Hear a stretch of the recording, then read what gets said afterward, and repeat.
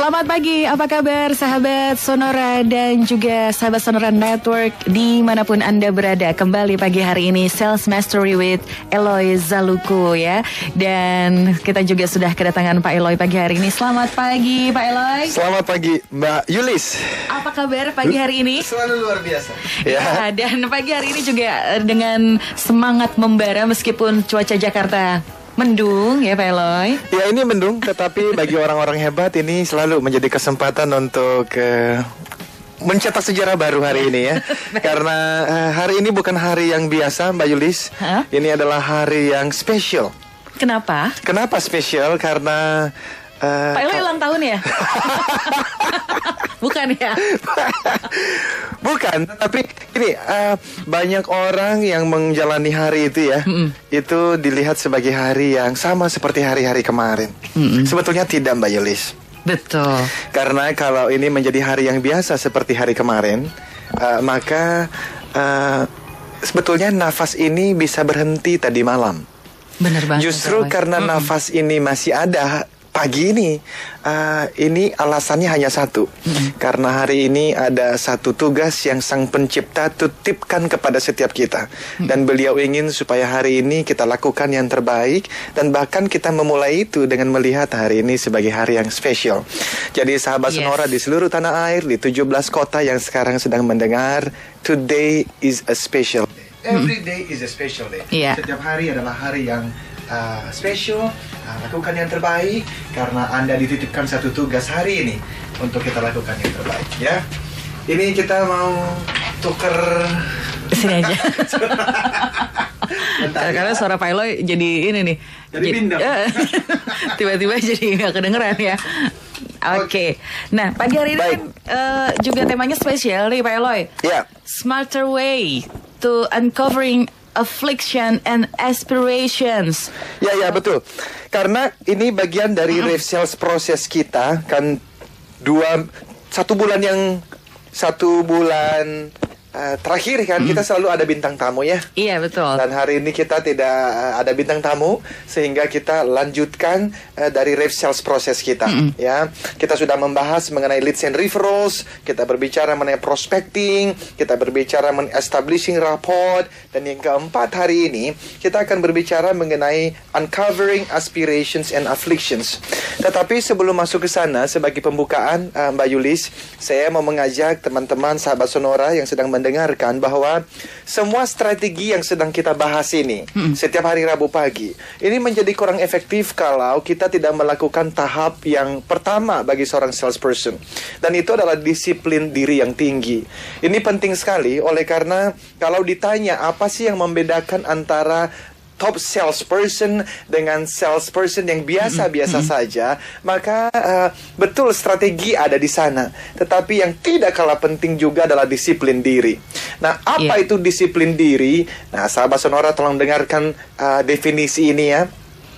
Disiplin diri itu adalah ketika Anda mampu melakukan suatu pekerjaan atau kegiatan pada saat Anda sedang malas melakukannya. Oh, gitu. Saya ulangi ini karena penting sekali. Menarik. Pengertiannya menarik sekali Pak. Karena ya manusiawi sekali Mbak Yulis, kita itu bisa memulai hari apalagi melakukan rutinitas ya, dan kita bisa akhirnya jadi jenuh, kita jadi malas ya, kita mesti prospecting, kita mesti canvassing, padahal kemarin baru ditolak ya. Ini membuat kita menjadi malas melakukannya lagi gitu. Tetapi teman-teman yang sekarang sedang mendengarkan mungkin di mobil atau di mana saja, orang yang berhasil dalam bidang sales, bahkan dalam bidang apapun, adalah orang yang disiplin dirinya tinggi sekali. Apa itu disiplin diri? Disiplin diri adalah ketika Anda mampu, tanda kutip, memaksakan diri Anda untuk melakukan suatu pekerjaan yang memang harus Anda lakukan pada saat Anda sedang malas melakukannya. Nah, cobalah tanyakan kepada para atlet yang terkenal di dunia. Anda akan mendengarkan bahwa ada saatnya mereka malas pergi latihan. Oh iya, manusiawi berarti ya? Manusiawi sekali. Mereka itu pinginnya nonton film yang mereka sukain. Mereka lagi mau menikmati buku baru yang mereka beli. Tetapi kenapa kok mereka pergi latihan? Padahal sebetulnya mereka lagi malas pergi latihan. Karena mereka tahu semua kesuksesan itu ada harganya. Dan harganya adalah disiplin diri. Saya pernah membaca, Mbak Yulis, itu atlet-atlet yang mau akhirnya sampai ke Olimpiade, di rata-rata dia harus latihan minimal 4 jam dalam sehari selama 6 tahun berturut-turut. Wow, 6 tahun berturut-turut. 6 tahun itu barulah seorang atlet itu mungkin. Nah, kita lihat kan berapa juta orang mungkin atlet itu mau sampai di kelas Olimpiade. Tetapi tidak semua. Memang ada bakat berbicara di sana, ada teknik berbicara di sana. Tetapi yang tidak kalah penting adalah disiplin diri untuk latihan 4 jam dalam sehari, setiap hari selama 6 tahun berturut-turut. Ini mirip, Mbak Yulis, dengan hasil penemuan dari Malcolm Gladwell yang dia tulis di dalam bukunya yang berjudul Outliers itu, ya. Ngomong-ngomong, ini tadi saya hitung-hitung, tadi sebelum kita mulai, saya hitung-hitung. Itu kalau yang namanya 4 jam dalam sehari, itu berarti 4 kali 365 hari dalam setahun. Itu berarti 1460 jam dalam setahun. Kalau dikalikan 6 tahun, orang ini, dia sudah menyediakan 8.760 jam untuk latihan memberikan yang terbaik, baru dia bisa mungkin masuk ke Olimpiade. Wow. Sama, setelah saya hitung-hitung, saya cocokkan dengan hasil penelitian dari Malcolm Gladwell. Malcolm Gladwell mengatakan begini, Anda akan berhasil dalam industri apapun, tentu saja termasuk industri sales begitu ya. Jikalau Anda itu memberikan waktu yang namanya hukum 10.000 jam. Hukum 10.000 jam? Ya. Apa itu, Pak Eloy? Hukum 10.000 jam menurut Gladwell, setelah dia meneliti orang-orang hebat di seluruh dunia, dia menemukan bahwa seseorang menjadi ahli dalam bidang tertentu setelah 10.000 jam. Artinya apa? Tadi saya hitung. Kalau seorang salesperson itu bekerja 5 hari dalam seminggu, oke? Lalu berarti dalam sebulan 20 hari. Katakanlah dia memberikan 6 jam terbaik dalam sehari bekerja. Berarti dalam 1 bulan dia bekerja 120 jam. Oke, nah 120 jam itu memberikan yang terbaik, dikali 12 menjadi 1444. Ini ternyata dalam waktu 7 tahun kalau di rata-rata. Jadi kalau tadi para Olimpiade 6 tahun, Malcolm Gladwell menyebutkannya 7 tahun. Itu kalau dia melakukan yang terbaik 6 jam dalam sehari. Nah, saya khawatir ini kalau ternyata ada di antara kita yang sedang mendengarkan acara ini dan sebetulnya tidak melakukan yang terbaik 6 jam. Karena kalau kita rata-rata, Mbak Yulis, itu kita bekerja selama 8 jam dalam sehari. Betulkah kita melakukan yang terbaik 6 jam dari 8 jam itu?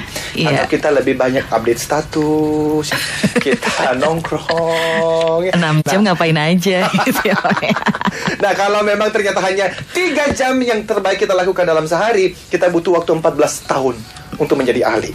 Nah, saya menyampaikan ini sebagai pembukaan, Mbak Yulis, karena semua teknik, semua strategi yang kita bahas setiap hari Rabu pagi itu hanya mungkin bisa efektif dan membuahkan yang kita sebut sebagai RAVE sales model itu, relationship based and value creation itu, di mana semua orang yang mendengarkan ini, sales ini akan mendapatkan hasil yang maksimal dalam karirnya. Itu kalau memang dia tidak lupa bahwa salah satu hal terpenting di dalam perjuangan kita ini adalah disiplin diri. Dan saya ulang sekali lagi, disiplin diri adalah ketika Anda berhasil dalam tanda kutip memaksakan, memotivasi diri Anda untuk melakukan suatu pekerjaan pada saat Anda sebetulnya sedang malas melakukannya. Wow, luar biasa sekali.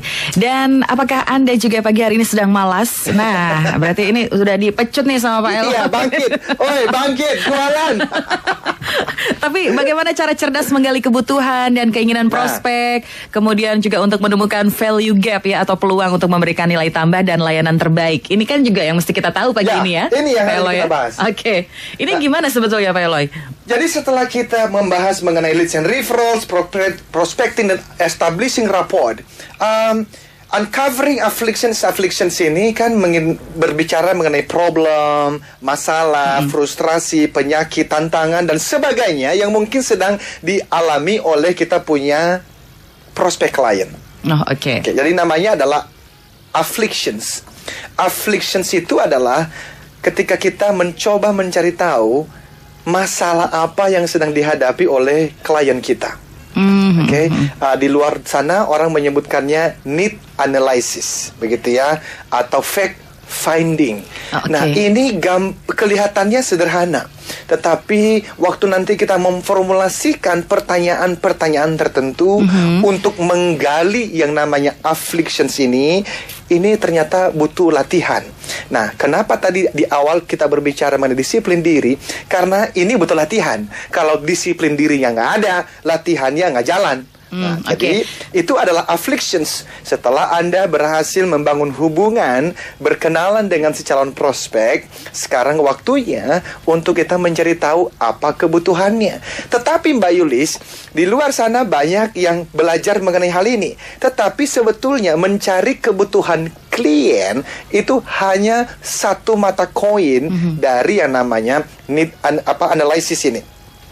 Karena ada koin yang satunya lagi, mata koin yang satu lagi yang namanya adalah aspirations. Nah, aspirations ini berbicara mengenai bukan masalah, tetapi berbicara mengenai apa sih cita-cita si calon prospek saya ini. Saya kasih contoh. Katakanlah Mbak Yulis ini bekerja di satu perusahaan yang let's say ya, konsultan keuangan atau konsultan perpajakan, begitu ya. Ini karena jarang-jarang saya jadi konsultan. Tapi sepertinya dari wajah Mbak Yulis punya bakat untuk menjadi konsultan juga. Mungkin konsultan cinta. Konsultan rumah tangga kayaknya. Kemudian kalau Mbak Yulis menjadi konsultan keuangan atau konsultan pajak, begitu ya. Lalu suatu hari Mbak Yulis sebagai seorang reseller itu dari perusahaan tersebut itu meeting dengan seorang pemilik usaha, gitu ya. Dan setelah ngobrol-ngobrol, akhirnya Mbak Yulis tahu bahwa orang ini, si prospek ini kecewa dengan konsultan keuangan dan konsultan pajaknya terdahulu. Ada beberapa hal yang mudah kecewa. Yang pertama, let's say setelah fact finding nih ya, setelah ngobrol-ngobrol, ternyata dia itu konsultan yang dulu itu sering terlambat di dalam memberikan report atau mengerjakan tugas, deadlines-nya selalu terlambat ya. Alasan yang lain yang Mbak Yulis dapatkan dari percakapan itu adalah ternyata servis yang diberikan itu kurang baik ya. Waktu dia meminta untuk bertemu, ternyata sulit sekali untuk bertemu dengan orang ini. Dan yang terakhir, Pak Yulis temukan dalam percakapan itu bahwa ternyata perusahaan si konsultan ini itu tidak update juga di dalam memperhatikan dan mengikuti peraturan perundangan keuangan dan perpajakan.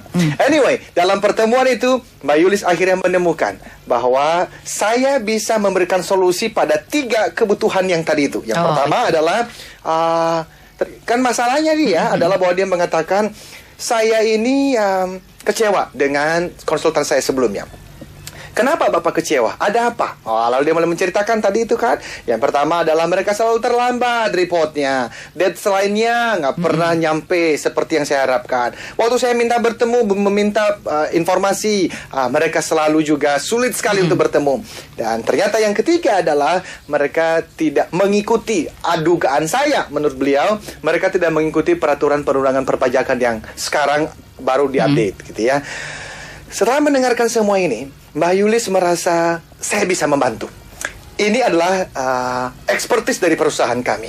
Tetapi sebelum Mbak Yulis pergi, pamitan dari kantor beliau, beliau ngomong begini, saya mau ketemu dengan lawyer pengacara perusahaan kami. Kalian belum pernah ketemu. Kenapa nggak ikut saya makan siang bersama? Mbak Yulis melihat ini adalah kesempatan untuk building rapport lebih dalam lagi, untuk lebih dekat lagi. Dan Mbak Yulis juga merasa ini kan bos pasti makanan di restoran yang mahal. Lumayan. Dan akhirnya Mbak Yulis iyain dah tuh pergi. Waktu sampai di tempat makan ini, di situ bertemu dengan si lawyer. Dan akhirnya salaman, tukeran kartu nama, ngobrol-ngobrol. Lalu kemudian si Pak lawyer ini, dia mulai memberikan beberapa pertanyaan kepada si pemilik usaha itu. Nah, pertanyaan-pertanyaannya dia mulai mempertanyakan, jadi bagaimana perkembangan usaha Anda selama 6 bulan terakhir? Lalu si Pak prospek ini, dia menceritakan. Lalu si lawyer mulai bertanya, pencapaian apa yang ingin Anda raih 1-2 tahun ke depan? Oh ya, akhirnya si prospek ini juga bercerita cita-citanya 1-2 tahun ke depan. Dia mau ekspansi, dia bahkan mau akuisisi satu perusahaan tertentu. Dan setelah ngobrol, si lawyer ini mulai bertanya pertanyaan yang lain. Kira-kira apa yang menghambat Bapak untuk mencapai keinginan dan cita-cita 1-2 tahun itu? Wah, Bapak ini juga cerita. Dan akhirnya ditanya juga oleh si lawyer ini, kira-kira informasi apa yang Bapak butuhkan yang mungkin belum Bapak dapatkan untuk bisa mencapai keinginan 1-2 tahun ke depan itu? Setelah semua si owner, si pemilik bisnis ini berbicara apa yang dia inginkan, Mbak Yuli sebagai konsultan yang tadi makan bersama itu mulai tahu bahwa dari cerita si owner itu ada beberapa peluang yang sebetulnya Mbak Yulis bisa berikan servis dan layanan terbaiknya. Salah satunya adalah ketika Mbak Yulis mendengar bahwa sebetulnya dia itu punya keinginan untuk akuisisi satu perusahaan lain. Yang mana ini adalah core expertise dari Anda, karena Anda pernah melakukannya di perusahaan sebelumnya. Nah, akhirnya Anda tahu bahwa ada satu peluang yang Mbak Yulis belum temukan ketika pertemuan 2 jam sebelumnya. Yang Anda temukan peluang itu ketika Anda sedang makan siang. Dan setelah dikalkulasi, proyek yang baru yang Anda temukan ini, fee-nya bisa 3 kali lebih besar daripada tadi sekedar menyelesaikan 3 masalah yang Mbak Yulis dapatkan pertemuan 2 jam sebelumnya. Nah, ini apa? Ini namanya adalah uncovering afflictions and aspirations. Yang Mbak Yulis dapatkan di 2 jam sebelumnya, itu baru menemukan afflictions-nya, baru menemukan masalah yang sedang dihadapi. Tetapi sebetulnya itu hanya setengah perjalanan. Setengah perjalanan lagi adalah menemukan apa yang dia inginkan. Jadi dalam bahasa sederhananya adalah finding needs and wants-nya. Banyak teman-teman sales itu berhenti di dalam finding needs-nya, menemukan kebutuhannya. Dan waktunya kita untuk kita break dulu. Kita akan lanjutkan lagi ya nanti. Bagaimana supaya kita juga itu tadi menemukan akhirnya dengan tidak malas itu ya Pak Elo ya. Bisa menemukan next peluang. Next peluang ya kan. Bangun kerja. Oke, kita akan break dulu. Kita akan kembali lagi masih bersama Sales Mastery with Eloy Zaluku. Anda tetap bersama Jaringan Radio Sonora.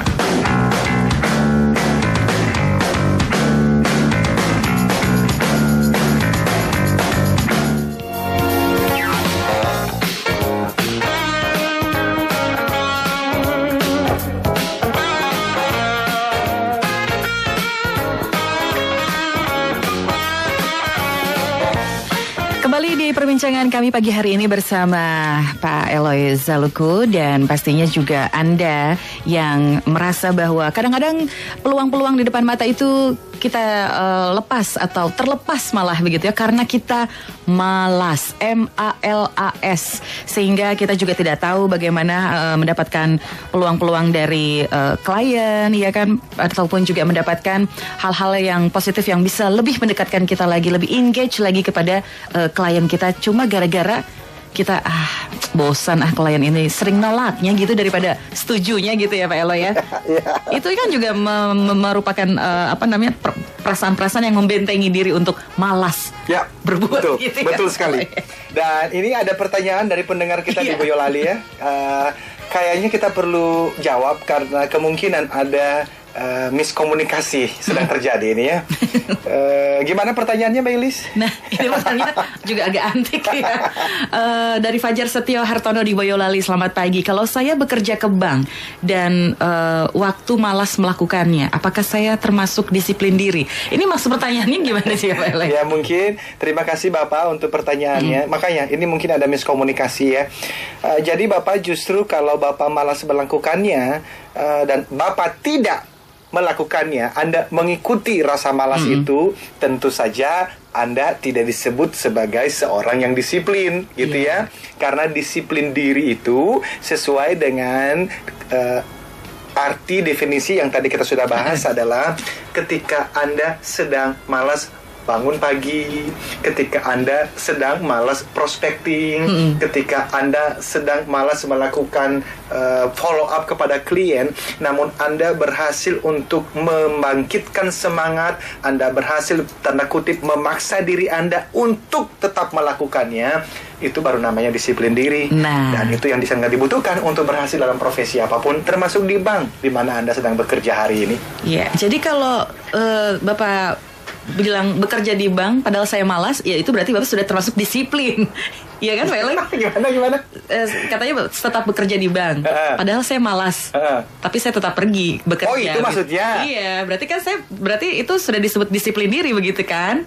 Oh iya betul. Tetapi ada orang yang bekerja harus diuji juga Pak. Ini Bapak kerja sih kerja, tetapi dari potensi terbaik Anda, berapa besar yang Anda berikan ketika Anda pergi bekerja.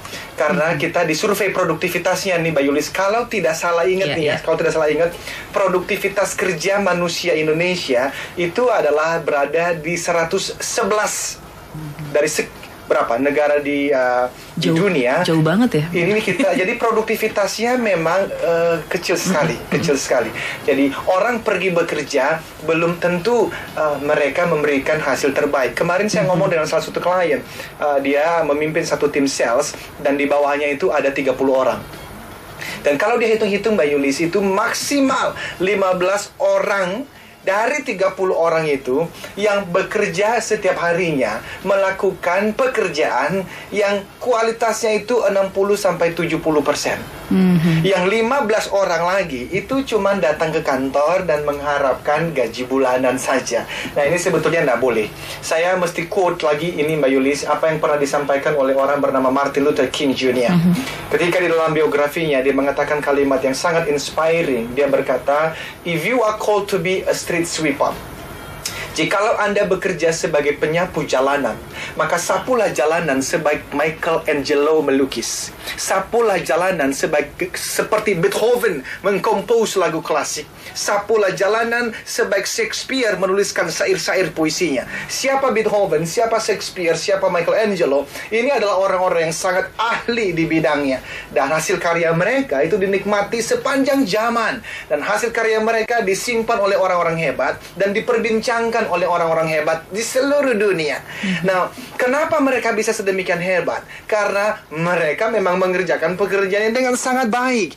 Nah, ada koma dari kalimat dari si Martin Luther King ini. Ketika dia mengatakan, setelah Anda melakukan yang terbaik, maka ketika malaikat sedang lewat, malaikat akan berhenti dan berkata, wow, di dunia ada seorang penyapu jalanan yang mengerjakan pekerjaannya dengan sebaik-baiknya. Dan sebetulnya di dalam buku saya, Success Triangle, saya membahas mengenai ini dan saya mengatakan, definisi sukses yang sejati tidak berbicara mengenai mobil mewah dan rumah mewah. Itu nomor 2. Semua kita menginginkan, semua kita mengejarnya, tetapi sebetulnya itu tidak boleh menjadi tujuan utama. Jadi tujuan utamanya adalah justru ketika Anda bangun pagi, Anda mengingat bahwa this is a special day. This is the day, ini adalah hari di mana aku akan melakukan yang terbaik. Artinya aku akan bekerja seperti Michelangelo melukis. Aku akan prospecting hari ini setekun Beethoven mengkompos lagu klasik. Aku akan prospecting hari ini sebaik, seteliti, dengan seni seperti yang dimiliki oleh Shakespeare. Supaya kalaupun aku berhenti bernafas 5 menit dari sekarang, aku berusaha, Sang Pencipta menemukanku sedang melakukan yang terbaik. Itu hidup. Oke. Jadi semua teknik yang kita bahas setiap hari Rabu pagi ini penting. Tetapi filosofi dasarnya juga adalah disiplin diri melakukan yang terbaik. Baik, sudah ada Pak Joko di Jogja. Selamat pagi. Pertanyaannya nanti kita akan bahas setelah jeda berikut. Tetap bersama Pak Eloy Zaluku, Theocentric Motivator, Sales Trainer dan Leadership Coach dalam Sales Mastery bersama Radio Jaringan Sonora. Anda tetap bersama Jaringan Radio Sonora.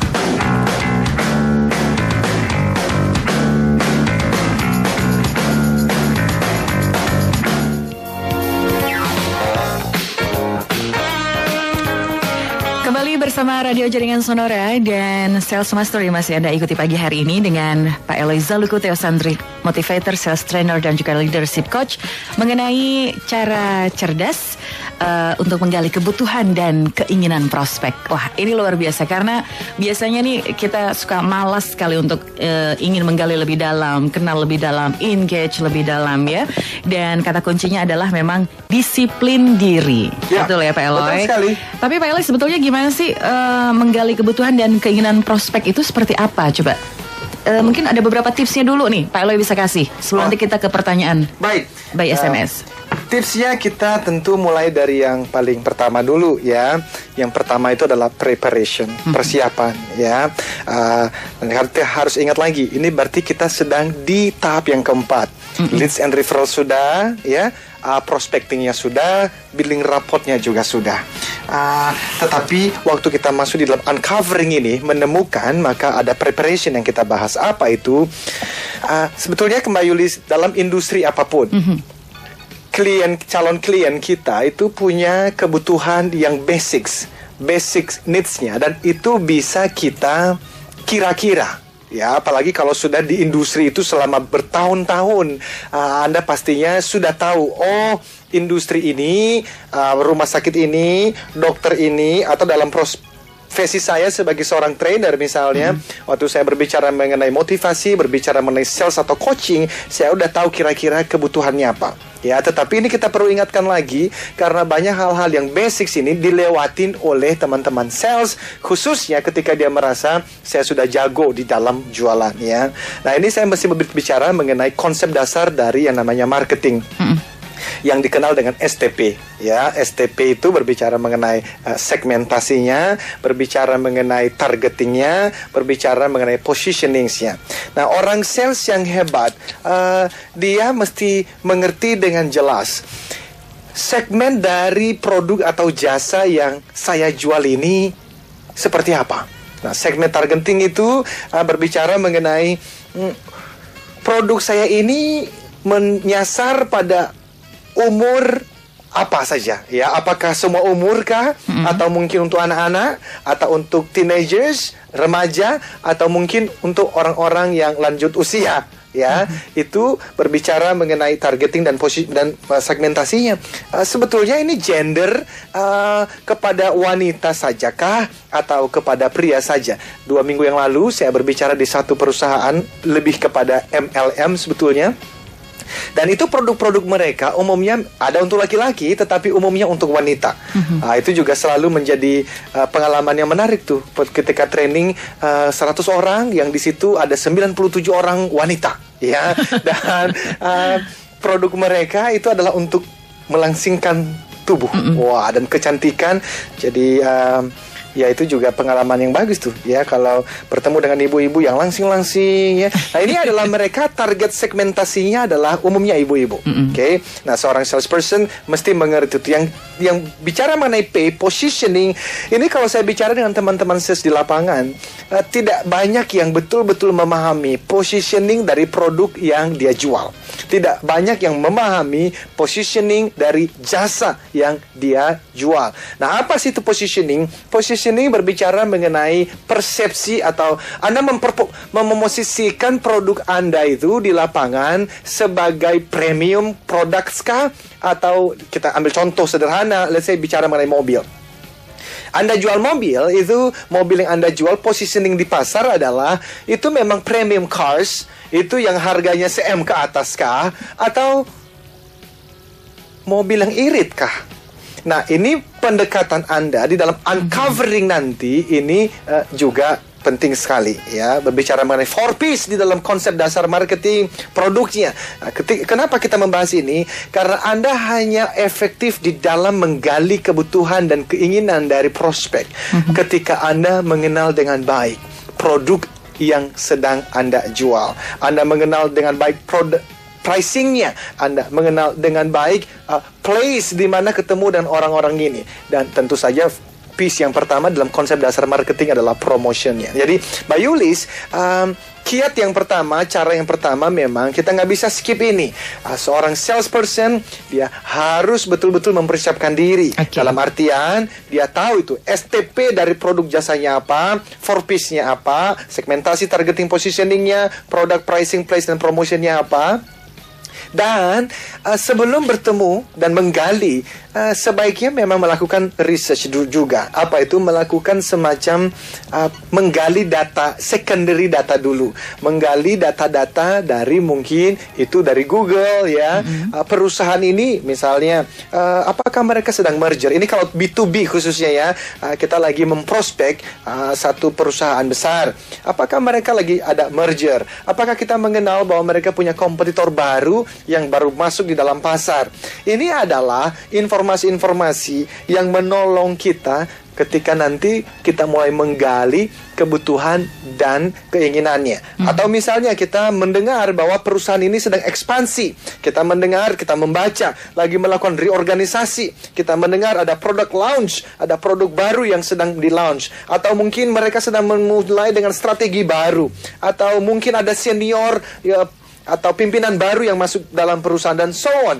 Nah, semua ini adalah tugas rumah sebelum bertemu dengan si prospek.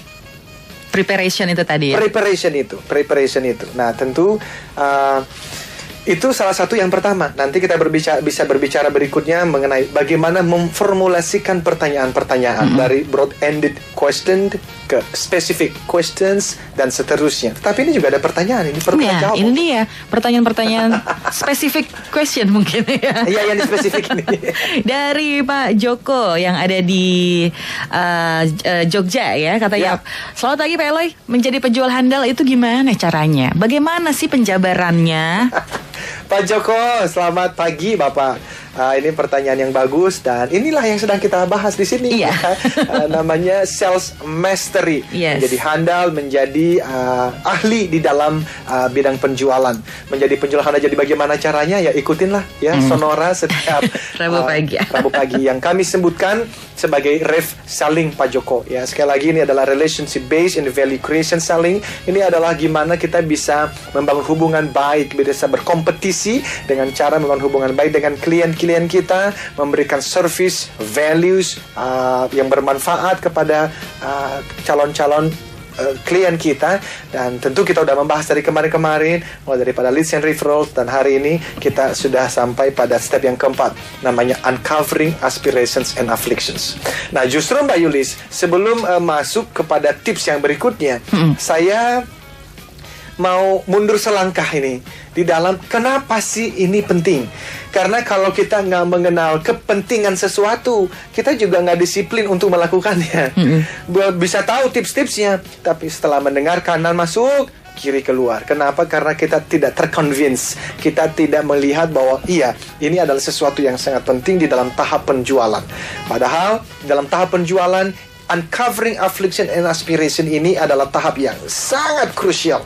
Karena waktu nanti kita berbicara mengenai closing techniques, di tahap yang ke-6, closing techniques, itu closing techniques itu akan kembali kepada uncovering affliction and aspirations ini.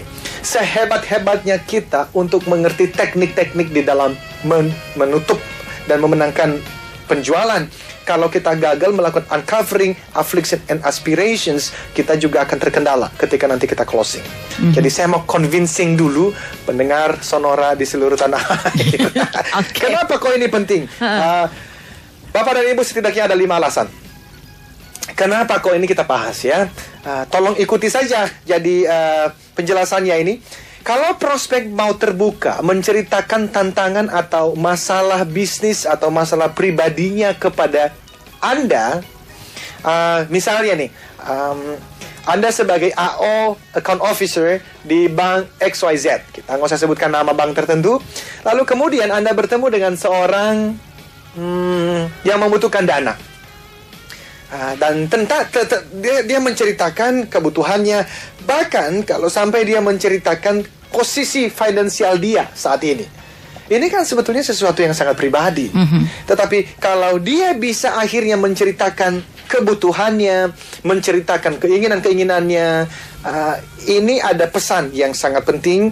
Karena ini mungkin kelihatannya terlalu jauh. Oh, masa sih mereka menceritakan begitu detail? Tetapi ternyata banyak prospek yang melakukannya. Jadi tinggal kalau teman-teman sales di luar sana belum menemukan prospek yang menceritakan begitu banyak, kemungkinannya hanya ada satu. Kemungkinannya adalah karena prospek belum memiliki level trust, kepercayaan yang cukup tinggi terhadap Anda. Ya, jadi berbicara uncovering, ini berbicara pada akhirnya tentang trust. Semakin tinggi level kepercayaan prospek kepada Anda, maka semakin besar kemungkinan dia akan terbuka. Dan semakin si prospek terbuka, sebetulnya ini bukan hanya prospek sih, existing clients kita pun belum tentu setelah 1-2 tahun kita bertemu dengan mereka. Mereka mau membukakan siapa dirinya sebetulnya, apa kebutuhan, apa tantangan yang sedang dihadapi. Tetapi semakin tinggi level trustnya, dia akan buka satu persatu.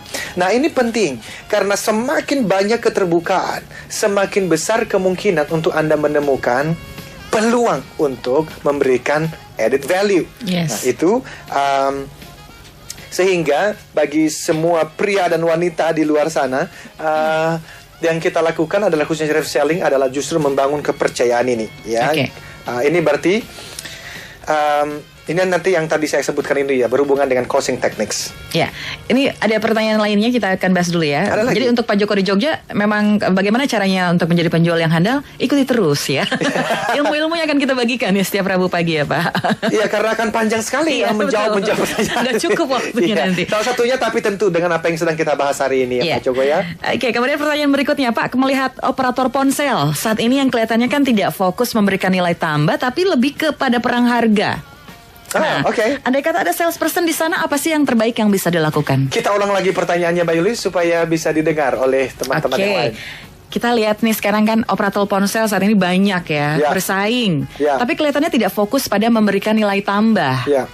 Tapi justru kepada perang harga, perang tarif gitu loh Pak Eloy. Andai kata ada salesperson di sana, apa yang terbaik yang bisa dilakukan oleh dia? Saya setuju bahwa yang sekarang terjadi di industri itu adalah perang harga. Dan memang ada nuansa bahwa mereka merasa itulah yang harus dilakukan saat ini. Nah, tentang tentang salesperson yang ada di sana, ya umumnya mereka mengikuti permainan ini. Karena kalau mau jujur saja, banyak teman-teman yang melakukan profesi di industri itu dan industri yang lain, itu dia cuman sekedar batu loncatan saja. Lagi nggak ada kerjaan, dia masuk kan banyak orang yang masuk dalam bidang sales itu bukan karena betul-betul dia menjadi seorang sales handal. Banyak sekali mereka masuk ke dunia sales itu karena sedang menunggu pekerjaan lain yang menurut dia lebih bergengsi. Ini adalah mindset yang salah. Karena kalau Anda melakukan itu, udahlah, nggak usah berharap Anda bisa menjadi orang yang berhasil dalam dunia penjualan. Jadi kalau ada orang sales yang ada di sana, tentu saja teknik dan harga yang lagi banting harga dan segala macam, ikuti saja. Tetapi di dalam mindset kita harus melihat, saya mau menjadi reseller. Apa itu? Seorang yang dikenal sebagai orang yang jago di dalam jualan, khususnya di dalam membangun hubungan dengan orang-orang yang saya temui hari ini. Di dalam saya memberikan added value. Nah, added value-nya apa? As simple as a smile. Kalau kita mau berbicara mengenai orang-orang yang jual kredit, menawarkan kredit card di mall-mall, menawarkan apa itu tadi? Dari harga itu ya, dari operator ponsel tadi. Banyak orang-orang yang even a smile itu menjadi sesuatu yang mereka tidak berikan secara konsisten. Jadi yang namanya added value, yang namanya service, itu kita tidak berbicara mengenai hal-hal yang terlalu wah dulu. Kita memulai daripada yang paling sederhana. Jadi ketika Anda berdiri di sana, Anda duduk di tempat Anda bekerja, Anda tahu bahwa perusahaan ini lagi berbicara mengenai banting harga. Yes, we know, ya kita tahu. Tetapi Anda mesti juga memberikan added value sebisa mungkin. Dan apa itu? Memulai dengan senyuman, Smile. berikan kata-kata yang baik. Yes. Sebelum menjual kan Anda bisa ngomong, wah hari yang indah hari ini. Bagaimana kabar Bapak? Ini kan sesuatu yang ketika Anda mengeluarkan kalimat itu saja, maka itu sudah membuat Anda menjadi different, membuat Anda menjadi berbeda dibandingkan dengan salesperson yang lain. Kan beberapa waktu yang lalu kita berbicara hasil penelitian dari tim Relay. Oke. Yang dia mengatakan 25% alasan seseorang membeli produk itu bukan hanya karena produknya, bukan karena nama besar perusahaannya saja, tetapi juga karena diri si salesperson, si pramuniaga, si SPG yang sedang menawarkannya. Oke, kita harus break dulu dan kita akan kembali lagi setelah yang berikut ini. Anda tetap bersama Jaringan Radio Sonora.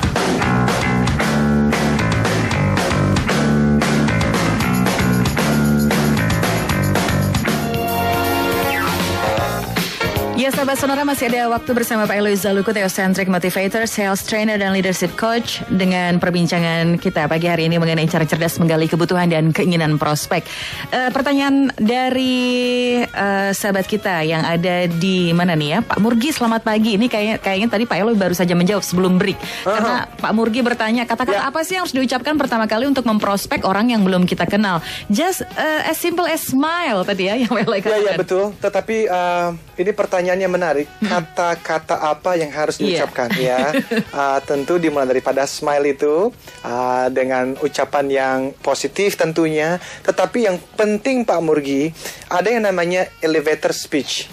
Elevator speech itu elevator lift itu loh. Kalau kita naik lift, ini adalah satu konsep itu yang jangan lebih daripada 2 maksimal 3 menit Anda bisa menyatakan servis yang Anda berikan atau produk yang Anda jual.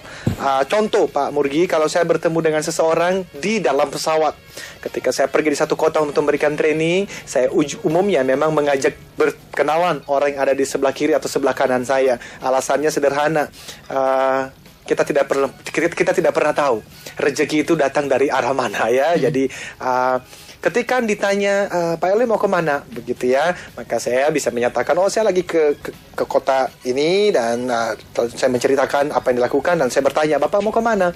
Nah, waktu dia bertanya, memang pekerjaan Anda apa? Umumnya orang akan mengatakan di profesi saya ini mungkin, oh ya saya sebagai seorang motivator, saya sebagai seorang trainer, dan saya sebagai seorang coach.